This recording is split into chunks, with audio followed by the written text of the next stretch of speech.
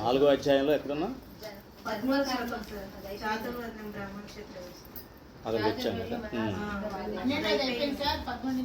Okay, 14 నుంచి మొదలు పెట్టాలి. మీరు మొదలు పెట్టండి. నమాం కర్మాణి లింపంతి నమే కర్మ ఫలే స్పృహా ఇతి మాం యో విజానాతి కర్మభిర్న సాభజ్యతే. తాత్పర్యం చదవండి అమ్మా మీరు.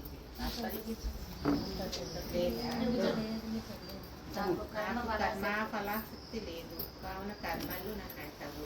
ఈ విధముగా నా తత్వమును తెలిసిన వారు కర్మబద్ధులు కాదు.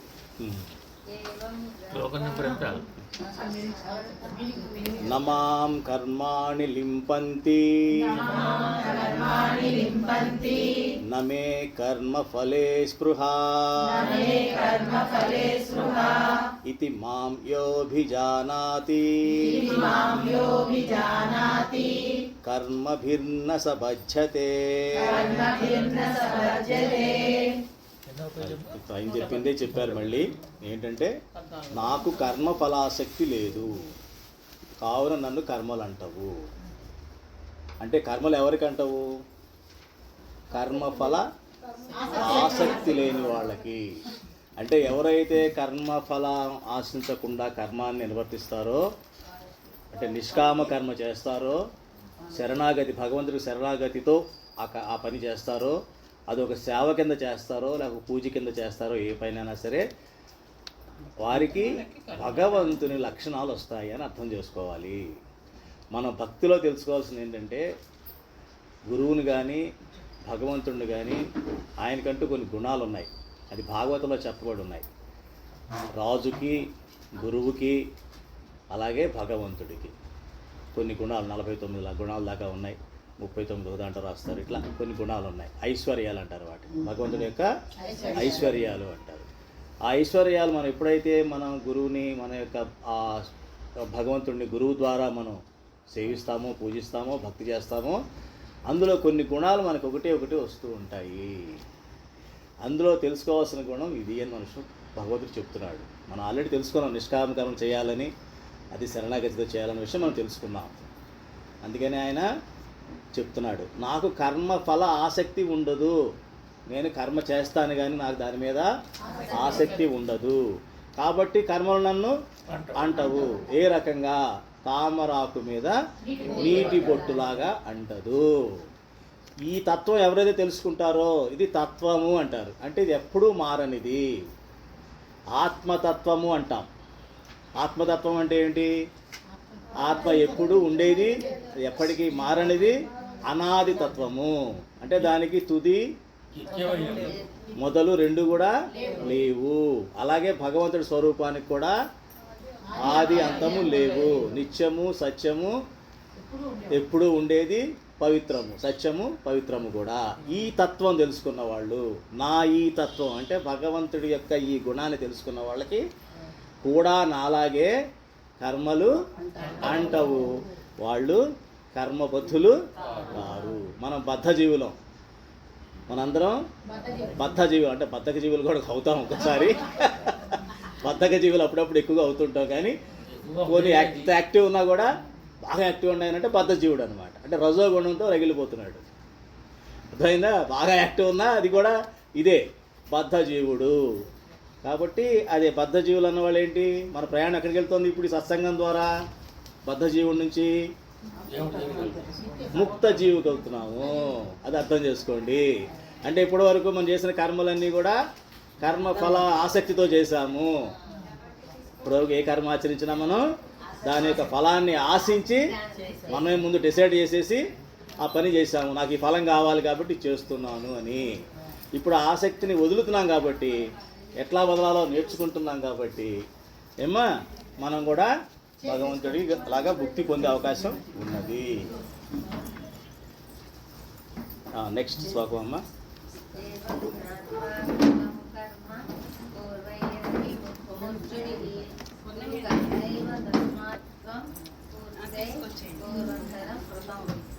తాత్పర్యం ప్రాచీనులైన ముముక్షువులు ఈ విధంగా ఈ నా తత్వ రహస్యం తెలుసుకొని కర్మలను ఆచరించి కావున నీవును ఆ పూర్వుల వలనే నిష్కామ భావంతో కర్మలను ఆచరించు.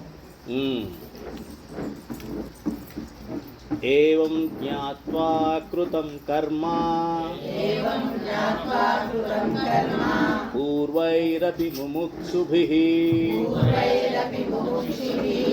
కురు కర్మైవ తస్మాత్ త్వం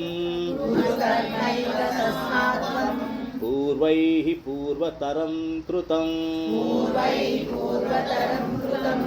అది కాబట్టి ఈ విధంగా ఎవరైతే తెలుసుకుంటారో అటువంటి వాళ్ళు అందరూ కూడా ముముక్షులయ్యి, మన పూర్వీకులు చాలామంది ముముక్షులయ్యి వాళ్ళు ముక్తాత్మగా భగవంతుడి ధామంలో స్థిర నివాసం ఏర్పరచుకున్నారు. వాళ్ళు మళ్ళీ సంసార చక్రంలోకి రాకుండా జాగ్రత్త పడ్డారు అని చెప్తున్నాడు. కాబట్టి నువ్వు కూడా ఆ పూర్వులను ఆశ్రయించి వాళ్ళని కూడా పూర్వుల్లాగా నువ్వు కూడా వాళ్ళు అనుసరించి నిష్కామ భావంతో కర్మలను ఆచరించు. కాబట్టి నువ్వు చేస్తున్న యుద్ధం నువ్వు కోరుకొని చేస్తున్నది కాదు, ఇది నిష్కామంతో చెయ్యి, ఫలితం నీకు అనవసరం. నీ యొక్క వృత్తి ధర్మాన్ని, నీ క్షత్రియ జన్మ ధర్మాన్ని నిలబెట్టాలి కాబట్టి, అధర్మాన్ని అంతమొందించాలి కాబట్టి నువ్వు ఆ యుద్ధం చెయ్యి అని చెప్తున్నాడు అన్నమాట. జ్ఞానం ఇస్తున్నాడు, ఎందుకు చేయాలో జ్ఞానం ఇస్తున్నాడు. దీని యొక్క ఈ అధ్యాయం పేరేమిటి? జ్ఞాన కర్మ సన్యాస యోగం. ఎవరు పరీక్ష గుర్తు చేయలేదేంటి? అమ్మయ్య మర్చిపోయారు రాష్ట్రాలు అనుకున్నారు కదా. ఓకే,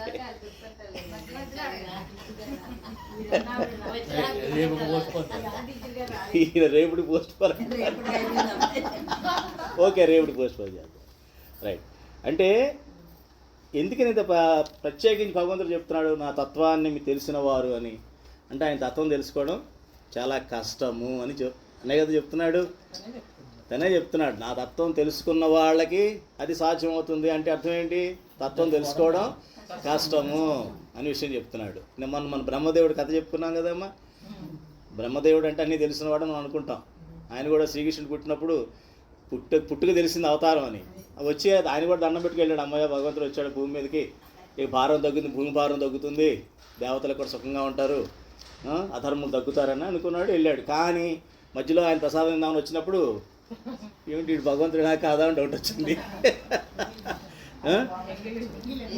అంటే మన భగవంతుడి తత్వం తెలుసుకుంటున్నా సరే అది పోతూ జారిపోతుంటుంది మధ్యలో.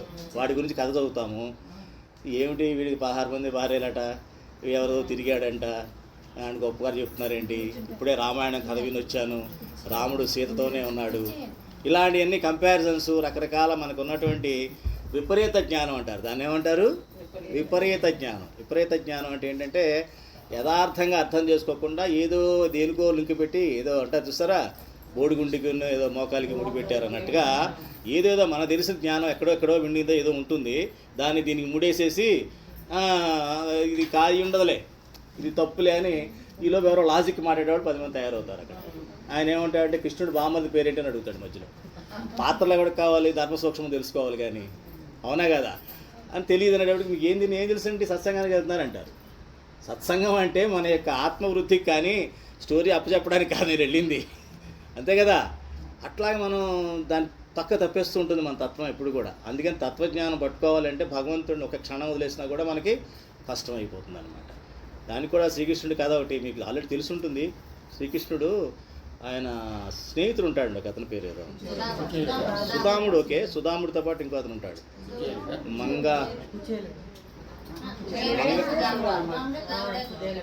మంగా సంథింగ్ లైక్ దట్ ఏదో ఉంది. ఒక స్నేహితుడు ఉంటాడు, ఆయన చాలా పూర్ ఫెలో.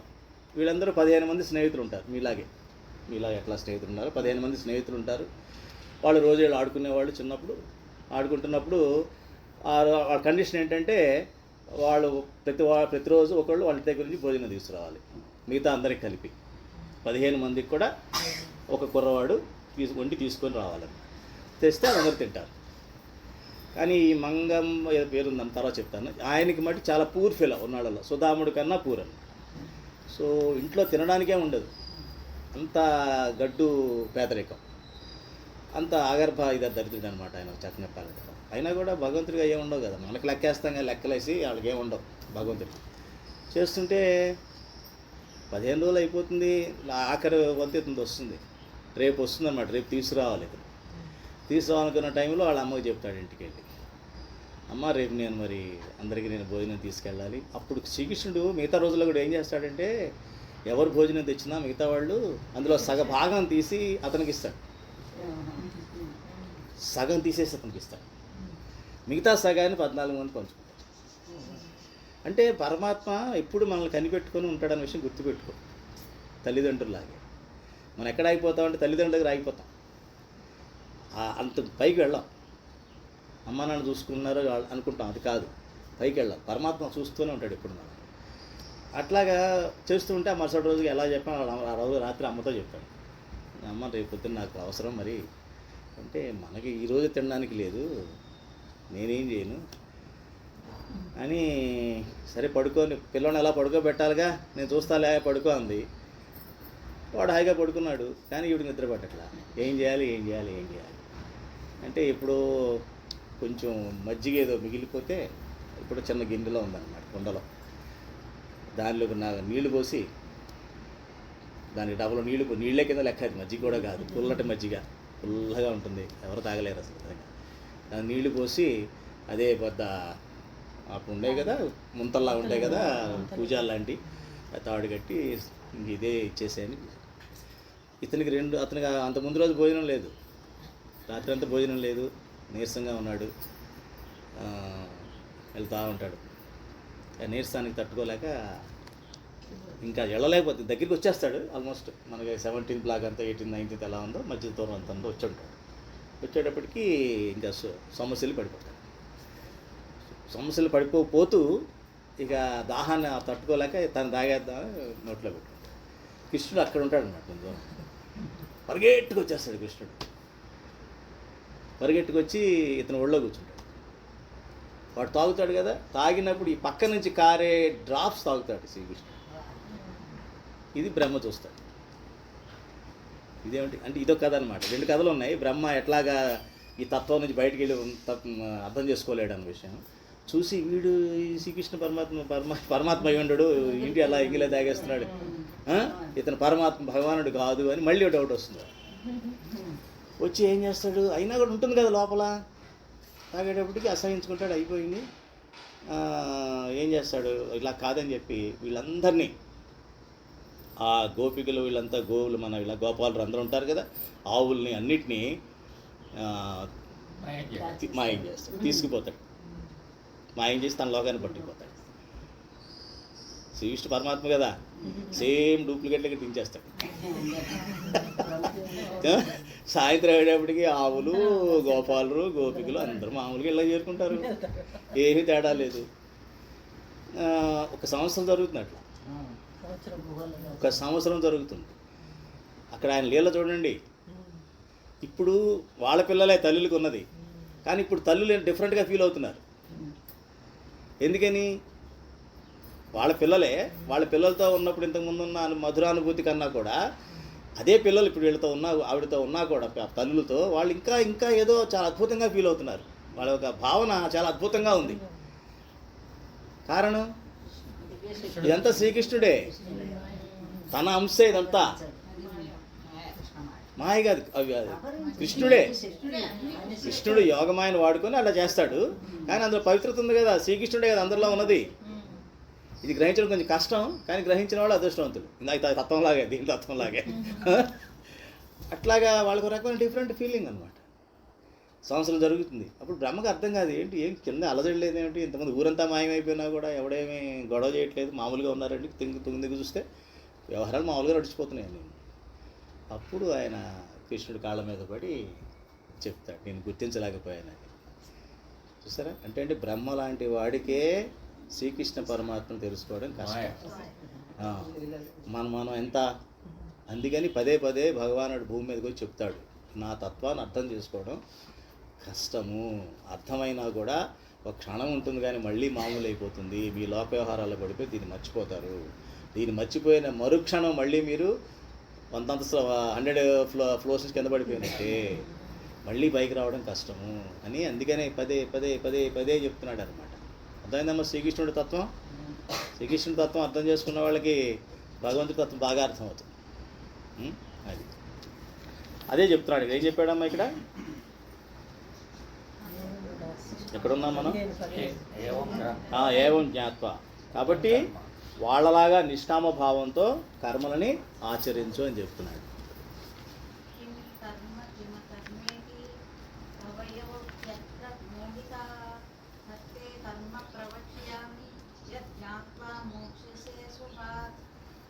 తాత్పర్యం కర్మ అనగానేమి, అకర్మ అనగానేమి, ఈ విషయములను నిర్ణయించుటలో విద్వాంసులు సైతము భ్రాంతికి లోనొచ్చున్నారు. కావున కర్మతత్వము నీకు చక్కగా విశదపరచదను. దానికి తెలుసుకుని నీవు అశుభముల నుండి అనగా కర్మబంధముల నుండి ముక్తుడవయ్యదు. ఇక్కడ ఇంకొక ధర్మ సంకటం. కిం కర్మ కిం కర్మేతి కవయోప్యత్ర మోహితాః తత్తే కర్మ ప్రవక్ష్యామి యజ్ఞాత్వా మోక్షసే శుభాత్. చాలా మందికి కర్మ అంటే ఏంటి, అకర్మ అంటే ఏంటి, వికర్మ అంటే ఏమిటి అన్న విషయం చాలామందికి పండితులు అన్నవాళ్ళు, విద్వాంసులు అన్న వాళ్ళకు కూడా భ్రాంతికి లోనవుతున్నారు. తెలియదు అనే కన్నా కూడా కొన్ని ఆధ్యాత్మిక పదం ఏంటంటేనమ్మా భ్రాంతి, మాయ. అంటే యథార్థంగా తెలియదు, అంటే ఉన్నది ఉన్నట్టుగా తెలియదు అనమాట. ఇది అజ్ఞానం ఉంటుంది, విపరీత జ్ఞానం ఉంటుంది. విపరీత జ్ఞానం అంటే నేను చెప్పా కదా, మాయోపహత జ్ఞానం. అంటే వాడికి అన్ని లాజిక్ బాగా తెలుసు, కానీ భగవంతుని అర్థం చేసుకోలేడు, అక్కడే ఉంటాడనమాట. వాడు జ్ఞాని కింద అనుకుంటూ ఉంటాడు, కానీ మాయ చేత అపహరించబడి భగవంతుడికి దూరం అయిపోతాడు అనమాట. అర్థమైందా? అట్లాగే వికర్మ అంటే చెడు కర్మ, చెడు కర్మ చేసేవాళ్ళు ఉంటారు. అకర్మ, మనం కొన్ని కర్మలు చేస్తున్నా అందులో మనకి ఏమీ అంటకుండా చేసేదన్నమాట. తికమక పడుతూ ఉంటారు. కాబట్టి ఈ కర్మతత్వం, ఇప్పుడు ఇంకో తత్వం తెలుసుకోవాల్సింది ఏంటి? జ్ఞాన కర్మ సన్యాస యోగం కదా మంది, జ్ఞానం వరకు అయింది. ఇప్పుడు కర్మతత్వం గురించి మనం విశదపరుస్తాను. ఇక నుంచి ఈ విషయాలు ఎక్స్ప్లెయిన్ చేస్తాను, జాగ్రత్తగా ఫాలో అవ్వు. ఎందుకంటే తెలుసుకొని చేస్తే అశుభముల నుండి, కర్మబంధాల నుండి దూరం అవుతావు అని చెప్పడమే. మీ బుక్ లేదమ్మా?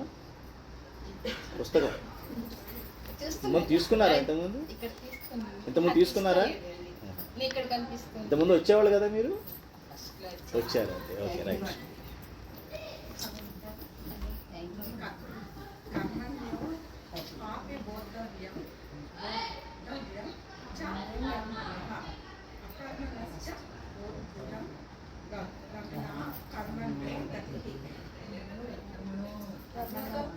నెక్స్ట్ తాత్పర్యం చదవండి, పర్వాలేదు, ఎలాగైనా పర్వాలేదు.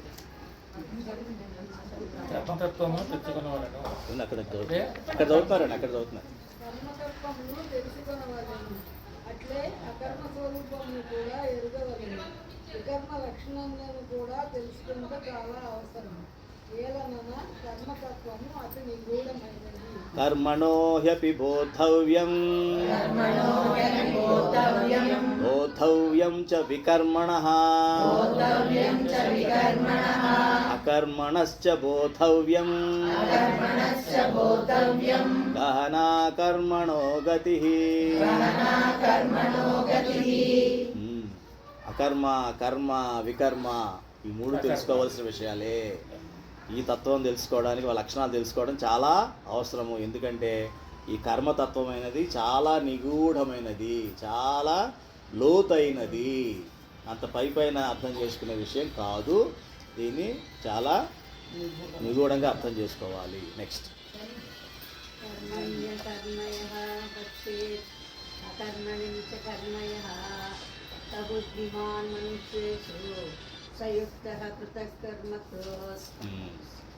తాత్పర్యం అక్కడ చదువుతున్నారండి, అక్కడ చదువుతున్నారు. మరియు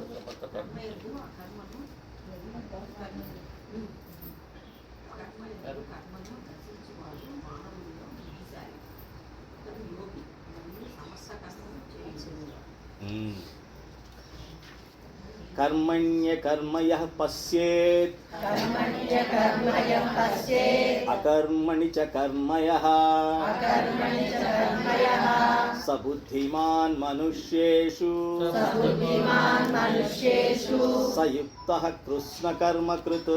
संयुक्तः कृष्णकर्मकृत् కర్మ చేస్తాం మనం, కానీ అది అకర్మ. అంటే కర్మ చేసినటువంటి ఇది అంటే దాని బంధం మనకి అంటుకోదు, అది అకర్మ. ఆ? వికర్మ అంటే ఏంటంటే చెడు కర్మ.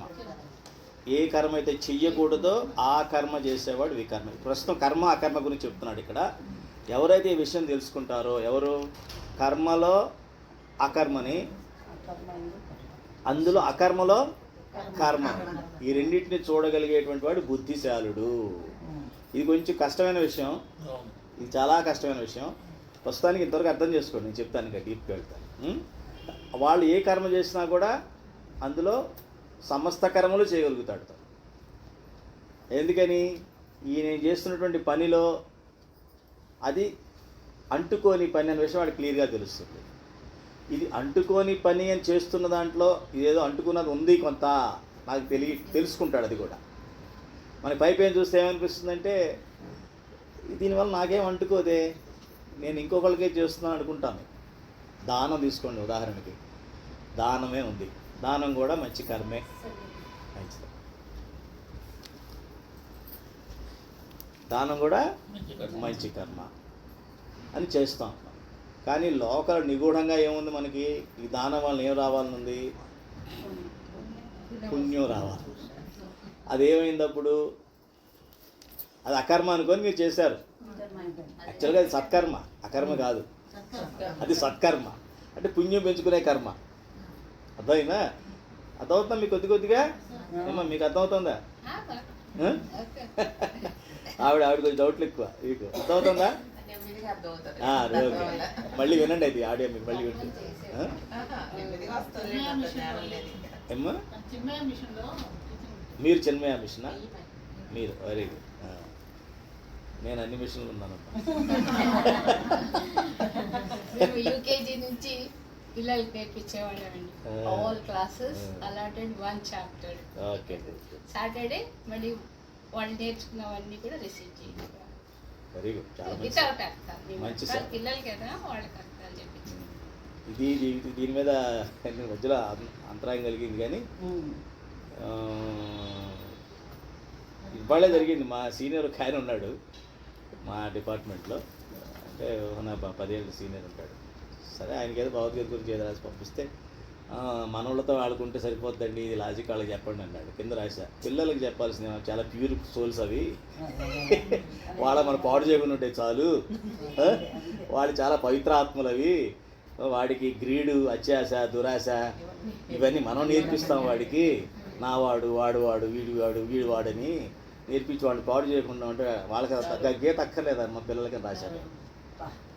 వాళ్ళకి గీత అక్కర్లేదు, మనకు కావాలి గీత. ఎందుకంటే వాడికి ముక్తి ఎందుకు? వాడు ముక్తాత్మ, వాడు ఇంకా చిన్నపిల్లాడు, వాడికి ఇంకా అంటుకోలేదు మురికంతాను. వాడు అమ్మని నమ్మితే గట్టిగా పూర్తిగా నమ్ముతాడు, ఏడవాలంటే పూర్తిగా ఏడుస్తాడు, నవ్వాలంటే పూర్తిగా నవ్వుతాడు. నువ్వు సగం ఏడ్చి సగం నవ్వి సగం కోపం, సగం ఏమిటి, అన్నీ సగమేనా బతుకంతా, అవునా కదా? వాళ్ళకి గీత. ఎందుకంటే వాళ్ళు తెలుసుకోవాలి ఇది బతుకు కాదు, ఇది పెద్ద సర్కస్ అని. సర్కస్ కూడా బతుకే, కానీ ఎంత కష్టం. తాడు మీద నడిచి పిచ్చిగా చేసి ఇలా పరిగెట్టి అంత అవసరమా? వాటికి చివరికి వాటికి దొరికేది ఏమిటి? 4 డబ్బులు రోజు ఇంత కూడా, అంతే కదా? ఇవాళ మా సీనియర్ అసోసియేషన్ సాయంత్రం చెప్పబోతున్నాను ఇది గాడిద బతుకంటే ఏంటని. ఇవాళ ఆ టాపిక్ పెట్టాను. ఇది మీకు చెప్పేస్తాను ముందే. గాడిద బతుకంటే ఏంటండి? అదే పని చేయడం చెప్పండి. సాయంత్రం అది చర్చ ఉంది అక్కడ. ఎలాగూ మీరు ఎవరికి చెప్పమాకండి, మీ జెంట్స్కి ఎవరికి కూడా మీరు చెప్పండి.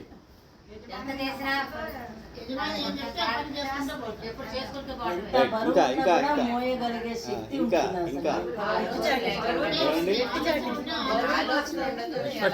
ఆలోచన లేకుండా చేస్తుంది. దానికి ఎటువంటి కోరికలు లేకుండా నిష్పక్షపాతంగా చేస్తుంది. బాగా బరువులు మోస్తుంది. ఆలోచించాలి. ఏం చెప్తే అది చేసుకుంటూ పోతుంది. అంటే సొంత శక్తి ఉపయోగం. గాడి బతుకుంటారు. సొంత తెలివితే ఎట్లా ఉపయోగం. కానీ అది కూడా ఒక్కొక్కసారి బరువు ఎక్కువ అయితే ఇప్పుడు చెప్తాను నేను. వెనకాలతో తంతుంది కూడా. గాడిద బతుకంటే ఏంటంటే నాకు నవ్వు వచ్చేసింది, ఇప్పుడు నవ్వు వచ్చింది, ఇప్పుడు మీకు కూడా వస్తుంది. అది వాడిది ఎంత ఆవిడ చెప్పారు, అందరు మీరు అందరూ బాగా బరువులు పోస్తుందండి, బాగా ఎక్స్పర్ట్ అండి వెయిట్ లిఫ్టింగ్లో, లేకపోతే బాగానే అన్నారు. బాగానే అది బాగా మోస్తుంది, తీసుకెళ్తుంది. పాపం యజమానికి చాలా విశ్వాసంగా పనిచేస్తుంది. చాలా మంచి గుణాలు ఉన్నాయి దాంట్లో. తీరాడికి వెళ్ళిన తర్వాత ఆడంతా బరువు దించిన తర్వాత వాడు దానికి పెట్టేది ఏంటి? 4 గడ్డి పరకలు. అవునా? అది వచ్చే దాని నిండా గడ్డి ఉంది. ఎందుకు లేదు? అది అనుకుంటుంది అట్లా. అంటే 4 గడ్డి మెతుకుల కోసం అంతంత బరువులు మోసుకుంటూ, మనం కూడా అంతే కదా. సాయంత్రం తింటే ఇంత మహాది 4 ముద్దలు తింటాం. ఈ వయసులో అసలు 4 ముద్దలు కూడా అరగవు, సావ చూసుకొని తింటాం. అవునా కదా? దీనికోసం ఎంత తిప్పలు పడ్డాం ఫస్ట్ నుంచి. ఇది గాడిద బతుకు కాకపోతే ఏమంటారు దీన్ని? అది గాడిద బతుకు అంటే అది. అర్థమైందమ్మా? బరువు మోయడం కాదు, దాని యొక్క లక్షణం బరువు మోయడం. దాన్ని మనం వాడుకుంటాం, మన మనుషులు కదా అందరిని వాడేసుకుంటాం, దేవుని కూడా వాడేసుకుంటాం, వేరే విషయం. కానీ అలా గాడిద కూడా వాడుకుంటున్నాం మన అవసరాల కోసం. గాడిద బతుకు అంటే అది. అందుకనే పరమాత్మ ఈ మనిషి జన్మ ఎందుకు ఇచ్చాడంటే గాడిదలా బతకమని కాదు. అది గాడిద బతుకే కదా. 4 మెతుకుల కోసం నానా గడ్డి గరుస్తాం. అవునా కదా? 4 మంచి మెతుకుల కోసం నానా గడ్డి గరిసి 4 మెతుకులు తింటాం. గాడిద అంతే. దారమ్మట దానికి కావాల్సిన తిండి బయట బ్రహ్మాండం దొరుకుతుంది. నువ్వు వచ్చే దారిలోనే అటు ఇటు గడ్డి ఉంది, ఎక్కడికి తిరిగినా గడ్డి తినొచ్చు. కానీ బరువు మోస్తేనే ఆనందం అని అది మోసుకుంటూ వెళ్తుంది. మనం కూడా అంతకన్నా దారుణం. అర్థమైందండి? ఇవన్నీ ఆధ్యాత్మికంగా మీ యొక్క మైండ్ ఓపెన్ అవ్వాలంటే, మైండ్ ఎప్పుడు ఓపెన్ అవుతుందంటే దాన్ని తిట్టాలి. మిమ్మల్ని తిట్టాను మీరు అనుకోమాకండి, మన మనసుని తిట్టాలి. మన మనసుని ఇక ఆపమ్మా, నువ్వు చెప్పిన గైడ్లైన్స్ ఇప్పటివరకు ఫాలో అయ్యాను, గాడి బతుకని తెలిసింది, నీ మాటలు ఎక్కువ వినకూడదు, భగవంతుడి మాట వినాలి అని మనసు ఏం చేస్తుంది? కొంచెం తగ్గుద్ది అనమాట. అప్పుడు భగవంతుడి గురించి చింతన లోపలికి వెళుతుంది. అందుకే చెప్తారు ఇలాంటివన్నీ కూడా ధర్మ సూక్ష్మాలు అర్థం చేసుకో. కాకపోతే ఏమవుతుందంటే, ఇప్పుడు అకర్మని మనం అనుకుంటాం, కానీ మనం చేస్తుంది ఏమిటి? కర్మ. దానికి అంటుకుంటుంది అనవసరంగా. అర్థమైందమ్మా? కాబట్టి ఒక పాయింట్ ఉంది ఇక్కడ. చాలామంది ఏం చెప్తారంటే, నువ్వు ఏం చేసినా కృష్ణార్పణం చేసేయి, దాంట్లో లోపాలను కృష్ణుడికి వెళ్ళిపోతుంది. అది అకర్మ. కర్మని అకర్మ చేసుకోవడం. అది కర్మని అకర్మ చేసుకోవడం. ప్రస్తుతం అకర్మ అనుకున్న దాంట్లో కర్మ గురించి చెప్తున్నాను నేను. మీరు అకర్మ అని అనుకుంటారు దాన్ని. దానం పుణ్యం కోసం చేస్తున్నావు నువ్వు, కర్మ అది. ఏదో ఆశించి చేస్తున్నావు. కర్మ ఫలాన్ని ఆశించేసే ప్రతిదీ కూడా కర్మే. ఆ కర్మ యొక్క ఫలాన్ని నువ్వు అనుభవించాల్సిందే. మా ఫలేషు కదాచన. కర్మ ఫలం నీకు లేకపోవచ్చు, కానీ నా ఫలేషు అల్లా భగవంతుడు.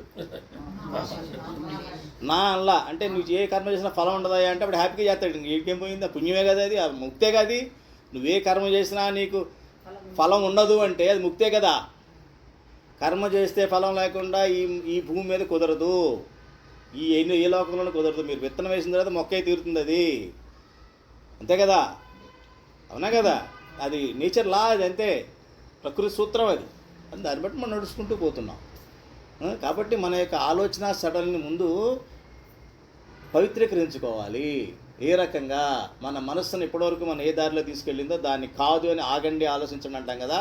దాన్ని ఒకసారి ఆపి, నేను చేస్తుంది అకర్మన, కర్మన, వికర్మన, దుష్కర్మన, సత్కర్మన అని ముందు క్లాసిఫై చేసుకోవాలి. చేసుకొని అప్పుడు మనం అకర్మగా చేసుకునే అలవాటు చేసుకోవాలన్నమాట. అర్థమైందా?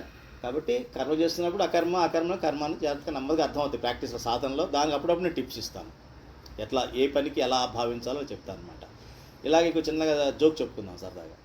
ఒక ఆయన వాడు షూ వేసుకున్నట్ట, షూ అంటే బూట్లు కదా, వేసుకొని తెగ బాధపడిపోతున్నాడు. ఇది ఏంట్రా నీ బాధ కరుస్తున్నాయి వాడికి. ఏంట్రా బాధ ఏమిటంటే, టైట్ అయిపోయి ఇక్కడ ఖర్చేస్తుంది, నన్ను చాలా ఇబ్బంది పడుతున్నాను అన్నాడు. తీసి పడేయచ్చు కదరా అన్నాడట. అంటే నీకేం తెలుసురా, నీకు తెలియదురా ఏంటంటే, రోజంతా అలా కష్టపడి సాయంత్రం ఆ షూ తీస్తే హాయిగా ఉంటుందంట వాడికి.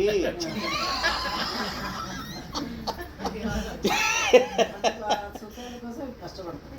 అది గాడిద బతుకే.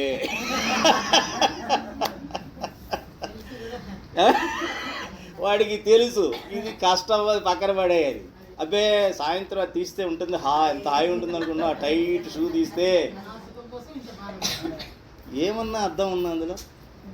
ఏమన్నా అంటే నాకంటే అర్థమైపోయింది, అర్థమై నమస్కారం బాబు అనిపిస్తుంది. ఇప్పుడు చెప్తున్నానమ్మా, అంటే మనం ముక్తి కోసం ప్రయాణం చేస్తున్నాము. ఈ మానవ జన్మ ఎందుకు వచ్చిందని సీరియస్గా ఉండాలి. మనం సీరియస్గా ఉండాలి. ఈ మానవ జన్మను ఇప్పటికైనా భగవంతుడికి ఇంకా ఎక్స్టెన్షన్ ఆయుష్ ఇచ్చాడు. కరోనా తర్వాత ఇచ్చిందంతా కూడా ముక్తి కోసమే, గుర్తుపెట్టుకోండి. చాలామంది మర్చిపోతున్నారు ఆ విషయాన్ని. కరోనా తర్వాత బతుకున్నామంటే మనం ఇంకెక్కడో ఏదో పుణ్యం చేసుకుని ఉన్నాం. ఇప్పుడన్నా దాన్ని జాగ్రత్తగా వాడుకోవాలి ముక్తి కోసం. ఇంకా మళ్ళీ గడ్డి తిని నానా గడ్డి తింటూ ఇంకా మళ్ళీ గాడిద బతుకులోకి వెళ్ళామంటే నెక్స్ట్ జన్మ బెటర్ లెక్కే. అంతే. చాలా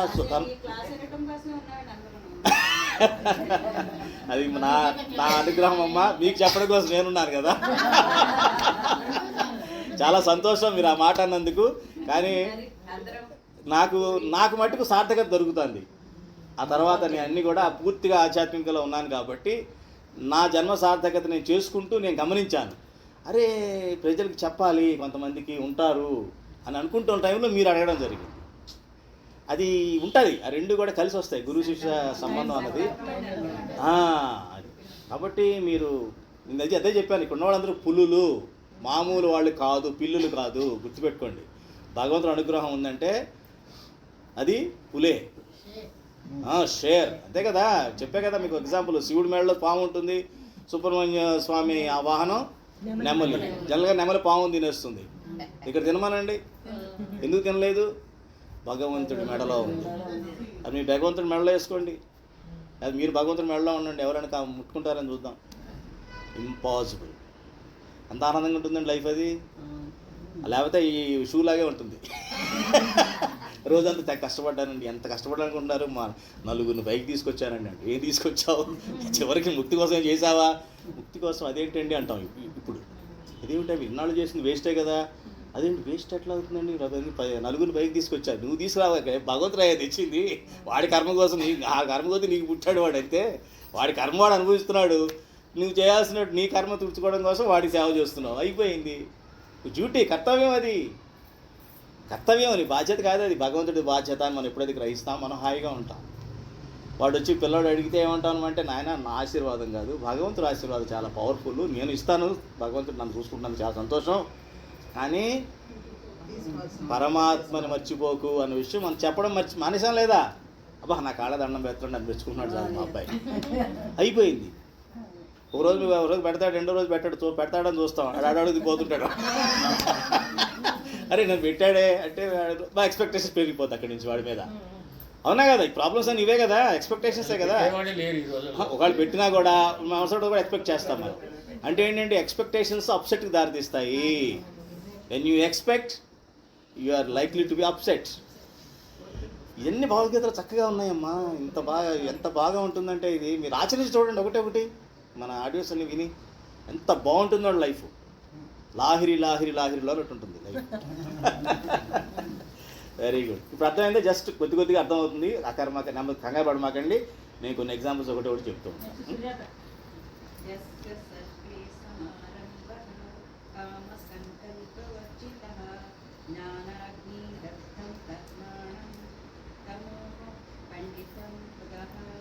వెరీ గుడ్. తాత్పర్యం ఎవరి కర్మల నీను శాస్త్ర సమ్మతములై కామ సంకల్ప వర్జితములై జన్మం అట్లే ఎవరి కర్మల నీను జ్ఞానాన్నితే అట్టి మహాపురుషుని జ్ఞానులు పండితులని అందరూ. యస్య సర్వే సమారంభాః కామ సంకల్పవర్జితాః జ్ఞానాగ్నిదగ్ధ కర్మాణం తమాహుః పండితం బుధాః. ఎవడి కర్మలన్నీను శాస్త్ర సమ్మతములై. మనం ఆల్రెడీ తెలుసుకున్నాం కదమ్మా, ఏం కర్మలు చేయాలి మనం. ఇప్పుడు చేసినా కూడా శాస్త్ర విహిత కర్మలు. శాస్త్ర విహిత అంటే శాస్త్రం చెప్పిన కర్మలే చేయాలి కానీ శాస్త్ర రహిత కర్మలు చేయకూడదు. అలాగే కామ సంకల్ప వర్జితములై, అందులో ఎటువంటి కోరిక ఉండకూడదు. అంటే దానంలో కోరిక చూసాం కదా ఇందాక మనం, దానం చేస్తూ కూడా పుణ్యం కోసం అందులో కూడా లెక్కేస్తాం, వెయిట్ చేస్తాం చాలా. మొన్న కానీ చెప్పాను, ఆల్రెడీ కూడా చెప్పినాను ఆడియోలో మీకు. ఒక పెద్ద ఆయన ఏదో చెప్తూ ఇట్లాగా, ఏదో పెద్ద ఆయన కాదులే, నా వయసు ఉంటుందేమో, ఏదో మాటల్లో వస్తే ఇట్లా చెప్పా కదమ్మా, అడిగితే ఇలాగా మంచిగా భగవంతుడు కూడా కొంచెం అప్పుడప్పుడు అనుకోండి అంటే, నేను దానాలు చేస్తుంటానండి, 10 లక్షలు ఇచ్చానండి మొన్న. నమస్కారం. అది మీకోసం అన్నాను, ఇంకొక స్టెప్ పైకి వెళ్ళాను అనకూడదు జనరల్గా అనేసాను. అది మీకోసం చేసుకున్నదండి, మీ స్వార్థం కోసం చేసుకున్నది. అంటే ప్రతిదాన్ని డబ్బులతో సాల్వ్ చేయాలని చూస్తాం మనం. డబ్బులతో భగవంతుడు కూడా డబ్బులతో పడిపోవాలి, కొనేయాలి. ఆ హుండీలో భారంగా కొన్ని కేజీలు బరువు వేసి బంగారం పడేస్తే వాడు పడి ఉంటాడు. ఎవరు? వాడు పడి ఉంటాడు. అదేనంటే ఏమంటారు, నేను నీకు ఇచ్చేసాను మళ్ళీ ఎక్కువ ఆగమాక అన్నట్టుగా ఉంటుంది. ఏంటి డీల్ ఏంటి అసలు అసహ్యంగా? అంటే డీల్ ప్రతి దాంట్లో డీల్ చేయడం అలవాటు అయిపోయి మనకి, ప్రతిదీ డీల్ అనుకుంటున్నాం. జరుగుతుంది. అది ఎప్పుడు అయిపోయిన తర్వాత ఏమంటాడు, అప్పుడు మళ్ళీ కోపం వస్తుంది దేవుడి మీద. నేను అన్నీ మంచిగా చేశానండి, అక్కడ 10 లక్షలు ఇచ్చాను, ఇక్కడ 20 లక్షలు, 30 లక్షలు ఇచ్చాను అన్నీ అకౌంట్ చెప్తాడు. అంత గుర్తుపెట్టున్నాడు వీడు. అది కర్మే కదా. అంత గుర్తుపెట్టుకున్నామంటే అప్పులోడికి ఇచ్చినట్టు. ఎవరు గుర్తుపెట్టుకుంటామని మనం డబ్బులు ఇచ్చి? అప్పులోని గుర్తుపెట్టుకుంటాం. పిల్లాడికి ఇచ్చే గుర్తుపెట్టుకుంటామా? పిల్లలు ఖర్చు పెట్టుకుని గుర్తుపెట్టుకుంటామా? గుర్తుపెట్టుకోం కదా. ఎందుకంటే ప్రేమతో ఇచ్చాం కాబట్టి, వాళ్ళకి అభివృద్ధి కోరుకొని ఇచ్చాం కాబట్టి, మనస్ఫూర్తిగా ఇచ్చాం కాబట్టి. ఇక్కడ మరి అలా అంత చేస్తున్నవాడు, కొంత సొంత వాళ్ళకి అంత చేస్తున్నవాడు, భగవంతుడు చేసేటప్పుడు ఎందుకు వస్తుంది తేడా? అంటే మన బుద్ధి వక్ర బుద్ధి, వంకర బుద్ధి, వక్ర బుద్ధి. అది చాలా బాగా చెప్పారమ్మా, కరెక్ట్. అది నువ్వెవరో మధ్యలో ఇవ్వడానికి. మొన్న ఇట్లాగే ఎవరో అన్నారు, ఏంటండి మన ఆయనకే ఇస్తున్నప్పుడు పెద్ద అందులో ఏమిటి మనకు ఫీల్ అవ్వాల్సింది అన్నాడు ఒక ఆయన. అంటే ఒకటే అన్న, మీ అబ్బాయికి పాకెట్ మనీ ఇస్తావా? ఇస్తాను. వాడు వాడేసుకుంటూ ఉంటాడు, అయిపోయింది. అడుగుతాడు, ఇస్తావు. నేను బాధపడతావా? బాధపడవు. కానీ సంపాదన నీదే, ఇచ్చావు, బాగానే ఉంది. కానీ సంవత్సరం అయింది, నీ పుట్టినరోజు వచ్చింది, వాడు నువ్వు ఇచ్చిన పాకెట్ మనీలో కొంచెం కొంచెం దాచి, నీకు తెలియదు విషయం, నీకు గిఫ్ట్ కొని తెచ్చాడు. ఎలా ఉంటుందయ్యా నీ ఫీలింగు? బాబు చాలా బాగుంది, చెప్తేనే బాగుందండి అన్నాడు. అర్థమైందా బాబు? అంటే భగవంతుడు నాకు ఇచ్చాడన్నీ, కానీ అందులో నేను కృతజ్ఞతగా, భగవంతుడా నాకు ఇన్ని ఇచ్చావు, చక్కగా కరోనాలో వరకు బయటపడేసావు, నా కుటుంబాన్ని చక్కగా చూస్తున్నావు అని కొంత ఆయనకి పెట్టడం అన్నది ప్రసాదం. ప్రసాదం దానం ఇచ్చేయాలి. యాక్చువల్గా మనం మళ్ళీ తినేస్తాం, తినకూడదు. ధర్మం ఇవ్వాలన్నమాట. అంటే మన సంపాదనలో 10 నుంచి 20% ఇచ్చేసేయాలి, దానం చేసేయాలి. అది పద్ధతి శాస్త్ర ప్రకారం. మన దాంట్లో కూడా ఉందండి, ఎవరు ఫాలో కాదు, అందరిలో ఉంది, చేయిస్తారు. మన దగ్గర మనకి ఎవరు చెప్పేవాళ్ళు లేరు. అందుకని అది ఆ రకంగా మనం అర్థం చేసుకోవాలన్నమాట. ఇక్కడ అదే చెప్తున్నాడు, ఏంటి? కామ సంకల్ప వర్జితములై ఉండాలి. ఎటువంటి కోరిక ఉండకూడదు, మంచి కోరిక ఉండకూడదు, చెడు కోరిక. మన ఉద్దేశం ఏంటంటే చెడు కోరికలే కోరికలు అనుకుంటాం, కాదు, మంచి కోరిక ఉండకూడదు. అట్లే ఎవడి కర్మలన్నీ జ్ఞాన అగ్నిచే. జ్ఞానాగ్ని అంటే ఇది జ్ఞానం. జ్ఞానం అంటే ఇదే, ఆత్మ అనాత్మ సాంఖ్య జ్ఞానం. అలా ఇప్పుడు మనం అర్థం చేసుకున్నాం కదా, ఏది కర్మ, ఏది అకర్మ, ఏది సకర్మ, ఏది దుష్కర్మ, ఇవన్నీ తెలుసుకునేవాడు జ్ఞాని. వాడినే పండితుడు అంటారు. పండితుడైన వాడు ఫస్ట్ శ్లోకం చెప్పాడు, 2వ అధ్యాయంలో, గుర్తుందో లేదో, శోకించరు అంటాడు. అసోసియాన్ అని చెప్పి చెప్తాడు కదా. అంటే అనవసరమైన వాటి గురించి బాగా గుర్తుంది. పండితుడు అని అక్కడ ఇదే పండితుడు ఎగ్జాంపుల్ ఇచ్చాడు. ఏమని? వాడు అనవసరమైన వాడికి శోకించడు. నువ్వు పనికిమాలన్నిటికీ శోకిస్తుంటావు.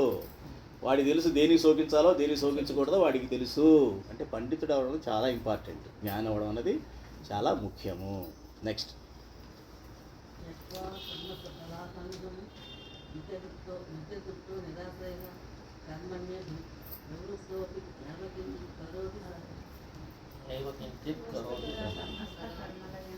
వాటి ఫలితములందును సర్వదా ఆసక్తిని వీడి సంసార ఆశ్రయరహితుడై పరమాత్మ యందే నిత్య తృప్తుడైన పురుషుడు విధంగా ప్రవృత్తుడైనప్పటికీ వాస్తవముగా వాటికి కర్త కాదు. త్యక్త్వా కర్మ ఫలాసంగం నిత్యతృప్తో నిరాశ్రయః కర్మణ్యభిప్రవృత్తోపి నైవ కించిత్ కరోతి సహా. అది. ఎవరికి ఈ కర్మలు అంటావు అని ఇక్కడ చెప్తున్నారు. ఏమిటి?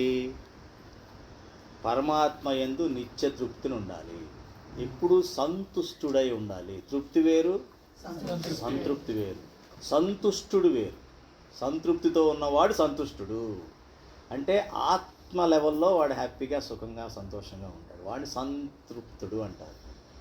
సంతుష్టి అంటారు. తుష్టి పుష్టి అని మన శ్లోకాల్లో వస్తూ ఉంటుంది మన ఈ అష్టోత్తరాల వాటిలో. అంటే తుష్టి తృప్తినివ్వాలి, పుష్టినివ్వాలి, బలాన్ని ఇవ్వాలి.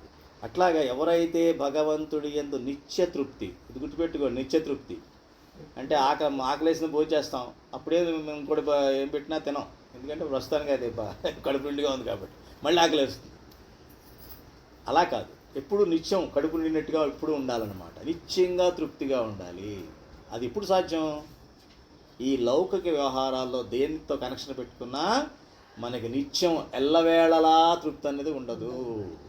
పరమాత్మతో కనెక్షన్ పెట్టుకుంటేనే మనకి తృప్తి, నిత్య తృప్తి అన్నది సాధ్యము. మనకి తృప్తి వస్తుంది, ఎందుకంటే కోరిక తృప్తి తృప్తే కదా, ఆనందం ఇచ్చే ప్రతిదీ తృప్తే కదా, తృప్తి అయితేనే కదా ఆనందపడతాము. కానీ ఎంతసేపు ఉంటుంది? అది ఉండదు. నిత్య తృప్తి ఉండదు. నిత్య తృప్తి కేవలం పరమాత్మ యందే ఉంటుంది.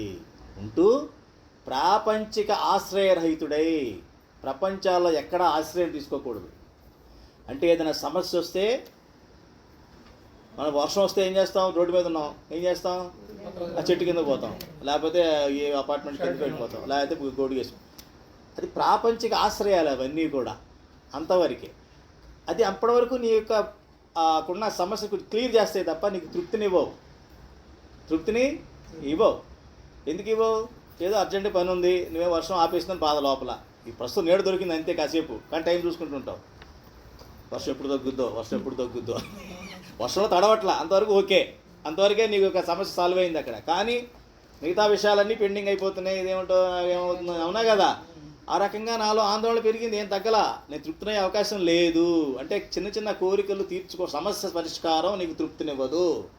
సమస్య పరిష్కారం తృప్తిని, నిత్య తృప్తిని ఇవ్వదు. కాబట్టి ప్రపంచ వ్యవహారాలు ఎక్కడ ఆశ్రయం తీసుకోకూడదు. కేవలం పరమాత్మ యందే ఆశ్రయం ఉండాలి, ఆయన్నే ఆశ్రయించాలి. ఆశ్రయించినప్పుడు మనకి అది సాధ్యం అవుతుందని చెప్తున్నాను.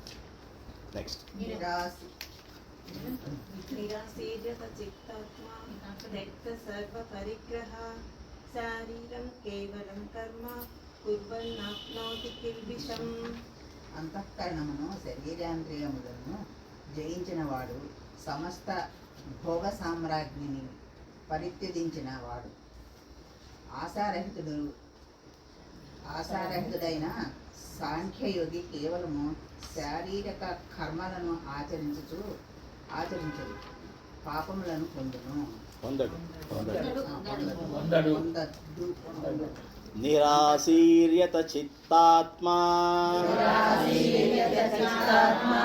శక్త సర్వపరిగ్రహ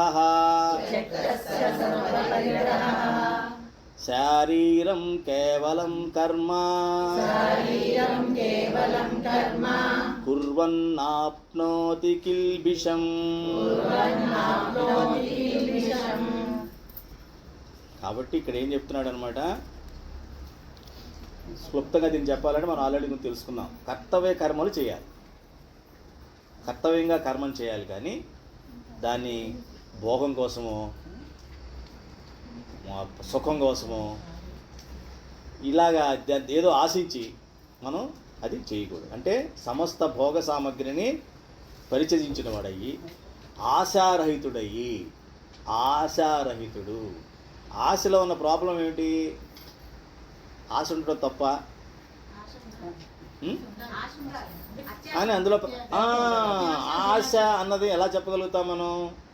మీరు ఆశ అన్నది నాకు విషయంలో మీకు అత్యాశ అనిపించవచ్చు నాకు. తృప్తి చెందాను. ఆశలో ఉన్న ప్రాబ్లం సమస్య ఏంటంటే అది కరెక్ట్గా ఆశ అన్న దాని మీద ఉందని చెప్పలేం కదా. కర్మ లాంటిది అది కూడా.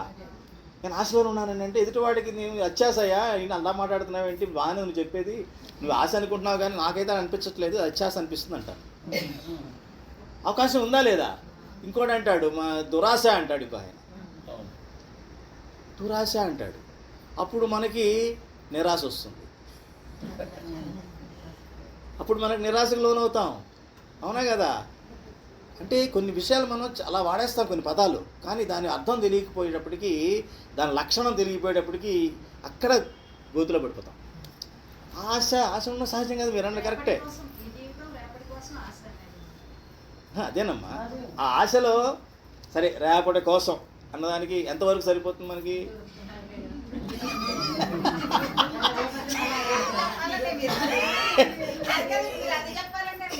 అది కరెక్ట్. అర్థమైందా లేదా?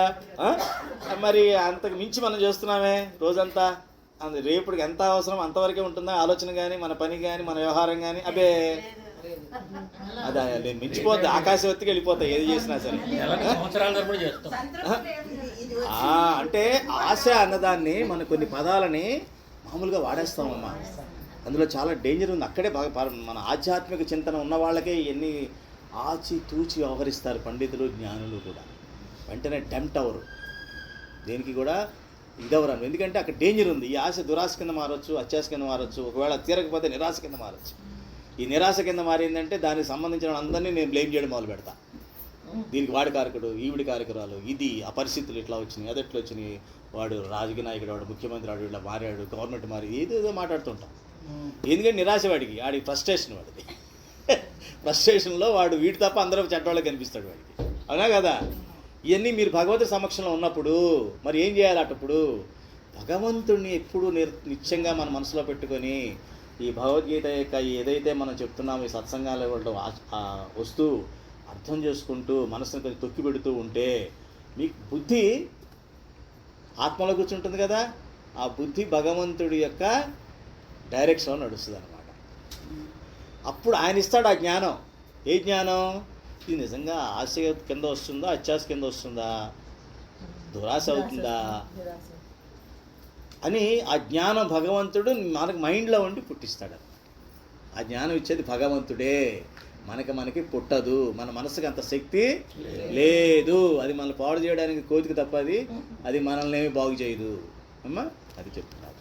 తర్వాత ఎదురుచ్చలాభ సంతుష్టో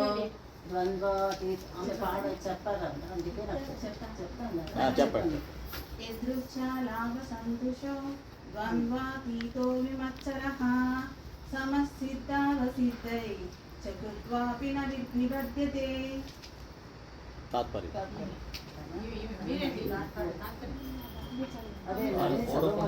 చదవండి, పర్వాలేదు. తాను కోరుకుండగానే లభించిన పదార్థములతో అంటే అప్రయత్నముగా అమరిన లాభములతో సంతుష్టుడైన వాడు, అసూయ లేని వాడు, హర్ష శోకాది ద్వంద్వములకు అతీతుడు అయినవాడు, సిద్ధియందును అసిద్ధియందును సమదృష్టి కలిగి ఉండను. అట్టి కర్మయోగి కర్మలను ఆచరించుచును వాటి బంధములతో చిక్కుపడడు. యదృచ్ఛలాభ సంతుష్టో ద్వంద్వాతీతో విమత్సరః సమః సిద్ధావసిద్ధౌ చ కృత్వాపి న నిబధ్యతే. ఇందాక నేను చెప్పిందే కొంచెం విపులంగా చెప్తున్నాడు ఇక్కడ. అంటే ఏంటి? ద్వంద్వాతీత, ద్వంద్వాలు ఉండవు. ద్వంద్వాలు అంటే ఏంటి? సుఖ దుఃఖాలు, రాగద్వేషాలు, కష్ట సుఖాలు ఇవన్నీ కలిసి ఉంటాయి. ఉదాహరణకు వస్తూనే ఉంటాయి. కాయిన్కి ఎలాగైతే ఒక నాణ్యానికి రెండు వైపులు ఉంటాయో మన జీవితానికి కూడా ప్రతిదానికి రెండు ద్వంద్వాలు ఉంటాయి. ఒక పక్కన కష్టం ఉంటుంది, ఒక పక్కనే దాని పక్కనే సుఖం ఉంటుంది, దాని వెనకాలే ఉంటుంది. అలా ద్వంద్వాలు ఉండవు. హర్షము శోకం అనే ద్వంద్వాలు ఉండవు. అసూయ ఉండదు. అసూయ అంటే ఏంటి? ఈర్ష్య అంటే ఏంటి? అవతల బాగుంటే ఎదుటి వాళ్ళని చూసి మనకి అసూయ. ఏం చూసి? వాడి డబ్బున్నా భరించడం, చదువున్నా భరించడం, ఏమున్నా అంటే వాడికి ఉన్న మంచి గుణాలు మన కోపం తెప్పిస్తుంటాయి. మనం అలా ఉండలేక మన కంపెనీ కావాలి కదా, మన కంపెనీ కావాలంటే నాలాంటి వాళ్ళు అయితే కంపెనీ కుదురుద్ది. ఈ అంత ఉన్నతమైన స్థితిలో ఉన్న వాళ్ళది కంపెనీ అంటే కుదరదు కాబట్టి వాళ్ళ మీద అసూయ ఉంటుందన్నమాట. ఈర్ష్య, అసూయ, మాత్సర్యం అంటే ఇంకొక మీనింగు. అసూయ అంటే ఇది, అంటే ఎదుటి వాళ్ళ యొక్క గుణాలని చూసి అసూయ. మాత్సర్యం అంటే ఎదుటి వాళ్ళ గుణాలు బాగున్న దాన్ని వీడు ఆయనకి అన్నీ బాగున్నాయి కాబట్టి అలా మాట్లాడుతున్నాడండి. ఇది మాత్సర్యం. అసూయకి మాత్సర్యం తేడా గమనించండి. అసూయ అంటే ఏంటంటే వాడిని దూరంగానే చూసి వాడు మంచి గుణాలు ఉన్నాయి, ఆ గుణాలు నాలో లేవా అని బాధపడుతూ అసూయ పడుతూ ఉంటాడు. అంటే వాళ్ళ గురించి ఎవరు మంచిగా మాట్లాడినా వీడికి ఇష్టం ఊర్చుకోలేడు, వీడు భరించలేడు, వీడిగా ఒళ్ళంతా మంటలు పుట్టేస్తుంటుంది, బాధగా ఉంటుంది, అది ఏదో అయిపోతుంటాడు కదా, అదే అసూయ. ఇక మాత్సర్యం అంటే ఏంటంటే ఇష్టం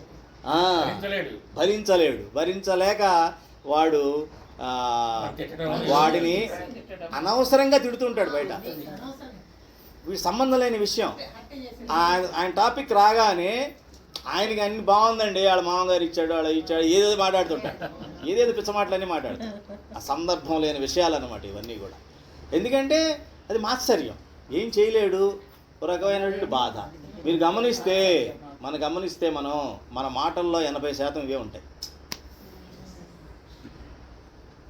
మొట్టమొదట మన యొక్క సంస్కరణ ఎక్కడ స్టార్ట్ అవ్వాలంటే ఇక్కడ స్టార్ట్ అవ్వాలి. కామం లేకపోవడం, లేకపోతే క్రోధం లేకపోవడం తర్వాత విషయాలు.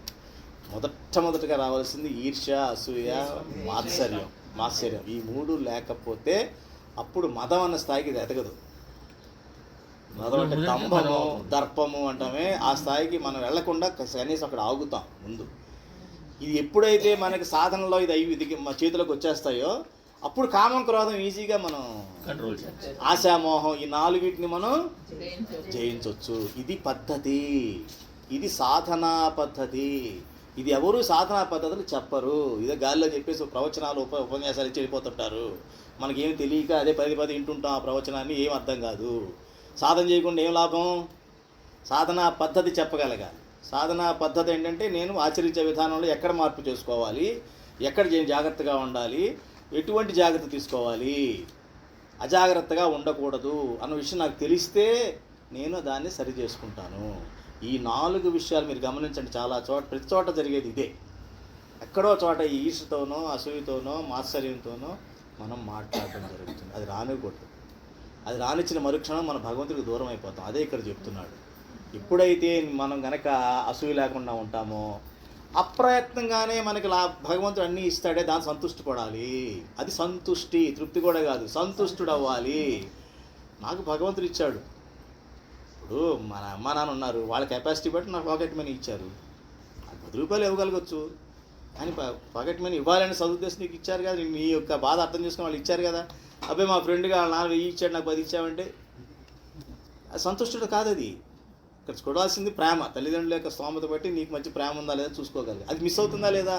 ఎప్పుడైతే నీలో ఒక రకమైన అసూయ, ఈర్ష్య వచ్చిందో వీళ్ళ విలువ తెలియదు, తల్లిదండ్రుల విలువ వాళ్ళకి తెలియదు. ఇప్పుడు జరుగుతుంది ఇది అంటే భగవంతుడు అప్పుడు మీకు కావాల్సినవన్నీ ఆయన తీరుస్తాడు. నా జీవితం నాకు ఎగ్జాంపుల్ అమ్మా. నేను ఎప్పుడు ఏది కోరుకోరా లైఫ్లో, కానీ అన్నీ నాకు అట్లా ధర్మంగా ఉండడం కూడా నేను కోరుకున్నాను. ధర్మంగా ఉండాలి. పెద్ద అట్రాక్షన్ ఉండేది కాదు దేని మీద. నాకు పెద్ద కాంట్రాక్టర్లు వస్తూ ఉండేవాడు మా దానికి, కానీ వాళ్ళకి అటాచ్ చేయవండి కాదు. వాళ్ళకి ఎప్పుడు కూడా అటాచ్ అవ్వనేది జరిగేది కాదు. ఎందుకని? అంతే, అలా జరిగింది. భగవంతుడి మీద నమ్మకం పెట్టుకున్నాం కాబట్టి ఆయన అన్నీ చూసుకున్నాడు. అందుకే మన దారిలో ఉండగలిగాం.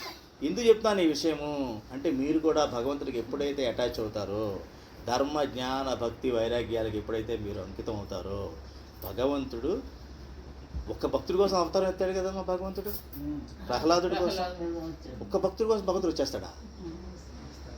వస్తాడు. చాలామంది ఆ యుగే యుగే అని అన్నారండి, ఆ యుగం అమని ఉన్నప్పుడు వస్తాడు దేవుడు అంటారు. అప్పుడు నేను ఉంటానా పాడా, ఎవడు వచ్చాడు దేవుడు అంటారు. ఇవన్నీ తప్పించుకునే మార్గాలు ఇవన్నీ కూడా. వాడికి అనుగ్రహం లేదు, దైవానుగ్రహం లేదు, వాడి ముక్తికి వెళ్ళే మార్గం వాడికి లేదు ఈ జన్మకి. అందుకే వాళ్ళు ఇట్లా మాట్లాడుతుంటారు. అర్థమైందా? అప్పుడు చెప్పాలి మీరు ఉదాహరణ చూడవా, ఒక్క భక్తుడి కోసం వచ్చాడు, అది విచిత్ర అవతారంలో వచ్చాడు.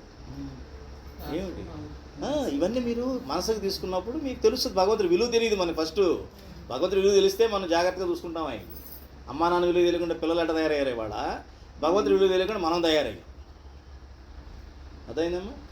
కాబట్టి ఈ రకంగా మనకి అప్రయత్నంగా అమరిన లాభాలతో సంతృష్టి పడాలి. అందులో వచ్చిందే వాళ్ళు ఏం చేస్తారు, సిద్ధ అసిద్ధులందు సమదృష్టి కలిగి ఉంటారు. అంటే నాకేమన్నా వచ్చినా ఒకలాగే ఉంటా, ఏమన్నా పోయినా ఒకలాగే ఉంటా. సిద్ధి అసిద్ధి. ఎందుకంటే నేను అనుకున్నది కాదు, భగవంతుడు ఇచ్చింది. భగవంతుడు ఏది ఇచ్చినా ప్రసాదమే. మనకు 8 రోజులు 10 రోజులు ప్రసాదం పెట్టారు. ఒకరోజు శనగలు పెట్టారు, ఒకరోజు ఏది పెట్టారు, ఇంకోటి ఏదో పెట్టారు. ఏది పెడితే అది తిన్నాం. అంతేగాని అబ్బాయి వాళ్ళు నాకు ఇష్టమైన మెనూలో లేదండి ఇది నేను తిన్నంటే కాదు కదా. ప్రసాదం ఏది ఇస్తే తిన్నాం, ఎక్కువ తక్కువ తిన్నాం, అవునా కదా. అట్లా ఉండాలి. అంటే జీవితాన్ని ప్రసాదం కింద మనం భావించాలి. 10 అయిపోయిందమ్మా, ఇది కంప్లీట్ చేసేద్దాం. కరెక్ట్. నెక్స్ట్ టైం నుంచి అమ్మా సర్కిల్ కంప్లీట్ చేసి క్లోజ్ చేద్దాం. రైట్. గత సంగస్య ముక్తస్య జ్ఞానావస్థితి చేతనం యజ్ఞాయాతః తతః కర్మః సమగ్రం సవిధీయతే ప్రవిధీయతే.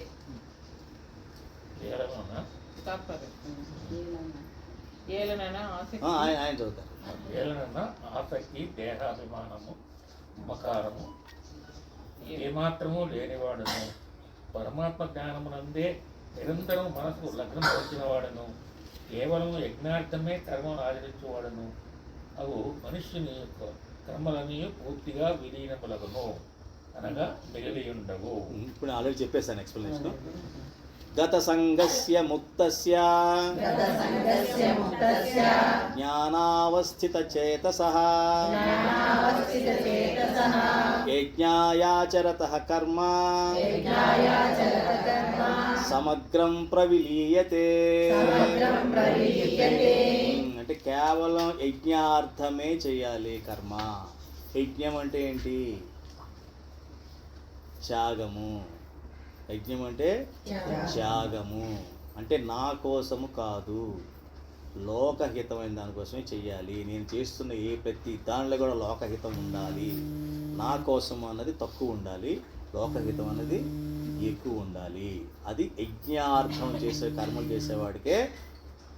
కర్మలన్నీ కూడా అది అకర్మ, కర్మ, వికర్మ, ఏ కర్మ అన్న విషయం బయట వాళ్ళకి అనిపిస్తుందేమో కానీ అవన్నీ కూడా అందులో కలిసిపోతాయి అని చెప్పారు. ఓకే.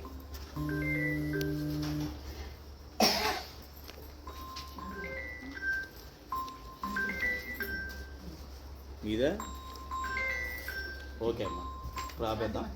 శాంతి మొత్తం కొద్దిలే. నెక్స్ట్ అదే. ఓ చదివేయండి. ఇది ఇంపార్టెంట్. ఇటు చదవండి. చదువుతారా? బ్రహ్మార్పణం బ్రహ్మహవిః బ్రహ్మజ్ఞో బ్రహ్మణాహుతం బ్రహ్మవైవతేన గంతవ్యం బ్రహ్మకర్మ సమాధినా. మీకు ఇష్టం అన్నారు, మీరు చదవండి. ఉండండి, ఇష్టం అంటారు చదవండి. చాలా ఫేమస్ అందుకే శ్లోకం చదవండి. 24 అమ్మా.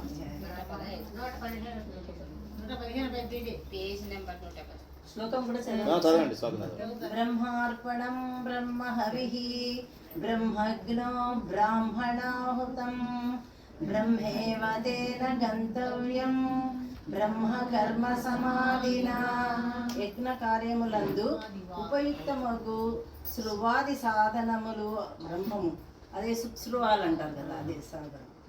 హోమము చెయ్యబడు ద్రవ్యము బ్రహ్మము, అగ్నియు బ్రహ్మము, యజ్ఞమును ఆచరించు కర్తయు బ్రహ్మము, హవన క్రియయు బ్రహ్మము.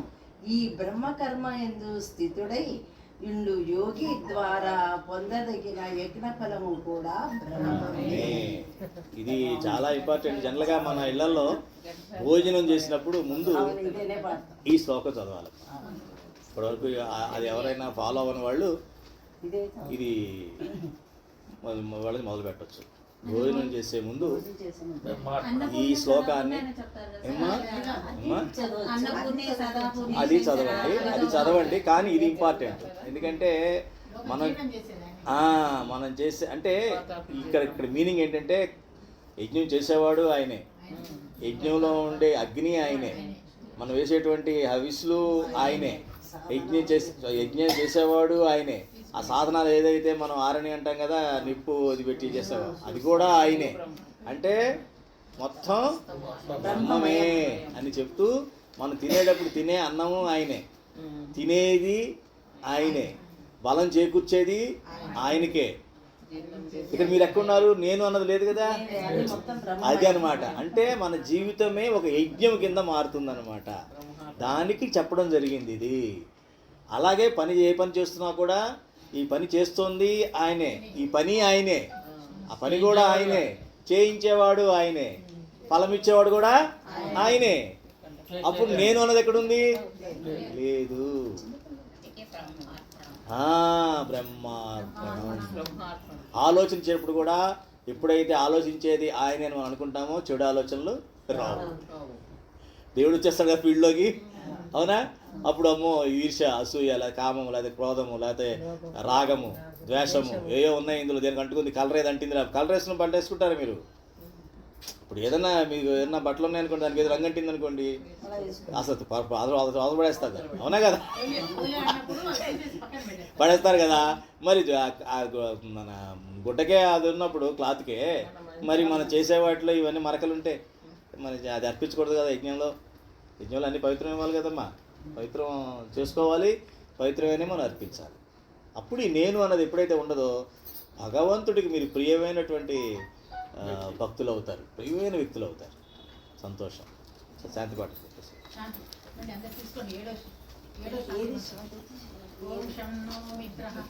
చదవండి అమ్మా. ఓం చదవండి, మీరు చెప్పండి అనసూయ గారు.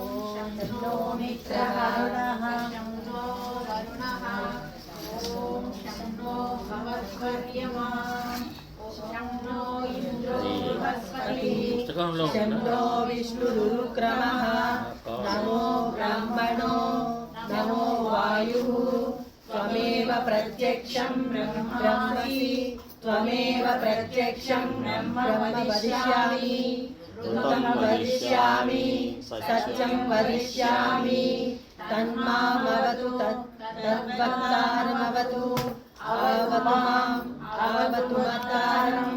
ఓం శాంతి శాంతి శాంతి. ఇది అందరూ పూజలో చదువుతున్నారమ్మా? చదవట్లా. ఎవరైతే దీన్ని పూజలో చదువుతారో వాళ్ళ యొక్క మొత్తం అన్నీ మన జ్ఞానేంద్రియాలు, కర్మేంద్రియాలు కూడా మంచిగా పనిచేస్తాయి పూజలో. నేను పుస్తకం ఉందా లేకపోతే రాసుకోవాలా? నేను పుస్తకం ఇస్తాను, రాసుకోండి. ఆల్రెడీ నాకు పంపించారు శ్రీ గారు. ఏమ్మా పూజలో అది చేయండి. భోజనం చేసే ముందు ఈ బ్రహ్మార్పణ శ్లోకం చదవండి. ఈ రెండు చాలా ముఖ్యము. ఎందుకంటే అది మీ యొక్క ప్రథమ అడుగు, మొదటి అడుగు. ఇది మీ సాధనలో మొదటి అడుగు.